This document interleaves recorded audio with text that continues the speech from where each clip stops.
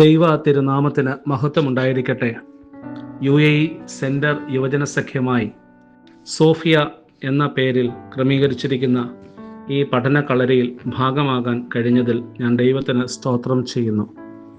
ഇന്നത്തെ നമ്മുടെ ധ്യാനത്തിന് വിശുദ്ധ കുർബാന ശുശ്രൂഷയിലെ പരസ്യ ആരാധന ആരംഭിക്കുമ്പോൾ ചൊല്ലുന്നതായ അഹരോൻ അണച്ച ധൂപം പോൽ എന്ന ഗാനമാണ് നമ്മുടെ ധ്യാനത്തിന് തിരഞ്ഞെടുത്തിരിക്കുന്നത്. വിശുദ്ധ കുർബാന ശുശ്രൂഷയിൽ പ്രധാനമായും 3 ഭാഗങ്ങൾ നമുക്ക് കാണാൻ സാധിക്കും. തുയാബ ശുശ്രൂഷ, ഒരുക്ക ശുശ്രൂഷയോടുകൂടിയാണ് വിശുദ്ധ കുർബാന ആരംഭിക്കുന്നത്. അതിനെ തുടർന്ന് വിശുദ്ധ കുർബാനയുടെ പരസ്യ ക്രമവും തുടർന്ന് കുർബാനയുടെ ക്രമവും ആണ് ക്രമീകരിച്ചിരിക്കുന്നത്. അതിൽ പരസ്യ ശുശ്രൂഷ ആരംഭിക്കുന്നത് അഹരോൻ അണച്ച ധൂപം പോൽ എന്ന ഗാനത്തോടുകൂടിയാണ്. ഈ ഗാനത്തിന് 7 ചരണങ്ങളാണ് ഉള്ളത്. ദൈവസന്നിധിയിൽ ആരാധനാ സമൂഹം അനുദപിക്കുന്നതിൻ്റെയും ദൈവത്തിൻ്റെ വീണ്ടെടുപ്പിനെ പ്രഖ്യാപിക്കുന്നതായിട്ടുള്ള വരികൾ. ഈ 7 ചരണങ്ങളിൽ പഴയ നിയമ കഥാപാത്രങ്ങളായ അഹരോൻ, യോന, നിനുവയക്കാർ, ഹാബേൽ, പുതിയ നിയമത്തിൽ നിന്നും യേശുവിൻ്റെ അമ്മയായ മറിയ എന്നിവരെ പരാമർശിക്കുന്നു. ദൈവസന്നിധിയിൽ നാം അർപ്പിക്കുന്ന പ്രാർത്ഥനകൾ ശ്രേഷ്ഠ പുരോഹിതനായ അഹരോൻ അണയ്ക്കുന്ന ധൂപങ്ങൾക്ക് തുല്യവും നിനവയക്കാരുടെ അനുതാപത്തിന് തുല്യവും ആണ് എന്ന് ഈ ഗാനങ്ങൾ നമ്മെ പഠിപ്പിക്കുകയാണ്.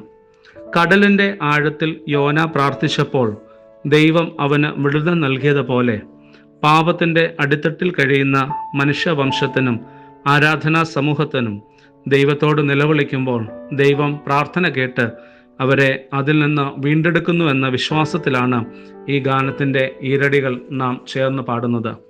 ഈ ചരണങ്ങളിൽ മനുഷ്യൻ്റെ പാപ അവസ്ഥയും ദൈവത്തിൻ്റെ അനന്തമായ കരുണയും പ്രസ്താവിക്കുന്നു.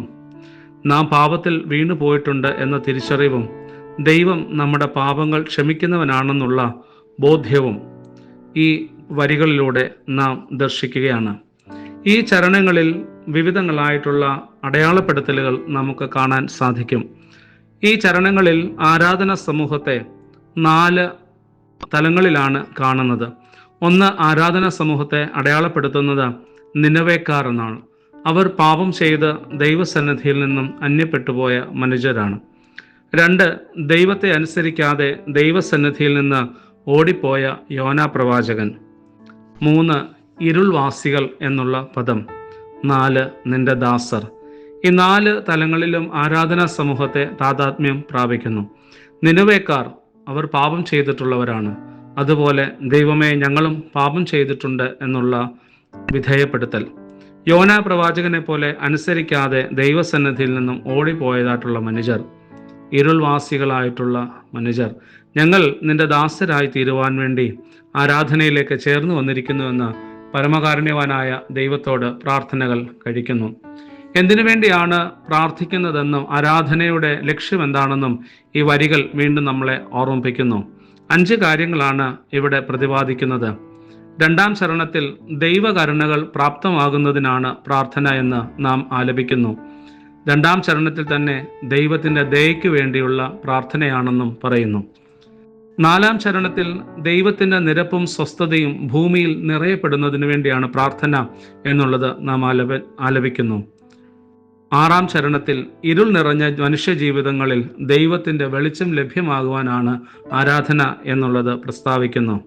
7-ാം ചരണത്തിൽ ആരാധനാ സമൂഹത്തിൻ്റെ ദുഷ്ടചിന്തകളും ദുർമോഹങ്ങളും മാറുന്നതിന് വേണ്ടിയുള്ള അർത്ഥനയാണ്. ഈ 7 ചരണങ്ങളിൽ ദൈവത്തെയും അടയാളപ്പെടുത്തുവാനായിട്ട് ശ്രമിക്കുന്നുണ്ട്. ദൈവത്തിൻ്റെ ഗുണഗണങ്ങളും ഈ 7 ചരണങ്ങളിലൂടെ ഈ ആരാധനാ സമൂഹം ഏറ്റുപാടുകയാണ്. 7 ചരണങ്ങളിൽ കാണപ്പെടുന്ന ദൈവത്തിൻ്റെ ഗുണങ്ങൾ: 1, അവൻ കരുണാനിധിയാണ് എന്നുള്ളതാണ്. 2, കൃപയുടെയും കരുണയുടെയും ഉറവിടമാണ് ദൈവം. 3, ആരാധനാ സമൂഹത്തിൻ്റെ പ്രാർത്ഥനകളും യാചനകളും കൈക്കൊള്ളുന്നവനാണ് ദൈവം. 4, അവൻ വെളിച്ചത്തിൻ്റെ ഉറവിടമാണെന്നും. 5, അവൻ രക്ഷകനാണെന്നും. 6, അവൻ ദൈവപുത്രനാണ്, സ്വർഗസ്ഥനായ പിതാവിൻ്റെ കതിരാണെന്നും. 7, അവൻ പരിശുദ്ധനാണെന്നുമുള്ള അടയാളപ്പെടുത്തലുകൾ ഈ പാട്ട് നമ്മളോട് പറയുന്നു. അങ്ങനെ എന്തുകൊണ്ടും നമ്മുടെ ആരാധനയുടെ ഒരു മുൻകുറിയായി നിൽക്കുന്ന ഈ ഗാനം നമ്മുടെ ദൈവത്തെക്കുറിച്ചുള്ള നമ്മുടെ ബോധവും പ്രാർത്ഥനകളുടെ ലക്ഷ്യവും മനുഷ്യൻ്റെ പാപാവസ്ഥയെക്കുറിച്ചുള്ള ബോധ്യപ്പെടുത്തലും നമുക്ക് നൽകുന്നുണ്ട്. ആ ഒരു ബോധ്യത്തോടും വിശ്വാസത്തോടും ദൈവത്തിൻ്റെ കരുണയ്ക്ക് വേണ്ടിയുള്ള യാചനയോടും ആരാധനയിൽ സംബന്ധിക്കുവാൻ ഈ ഗാനത്തിൻ്റെ ആലാപനം നമ്മെ സഹായിക്കട്ടെ, അനുഗ്രഹിക്കട്ടെ.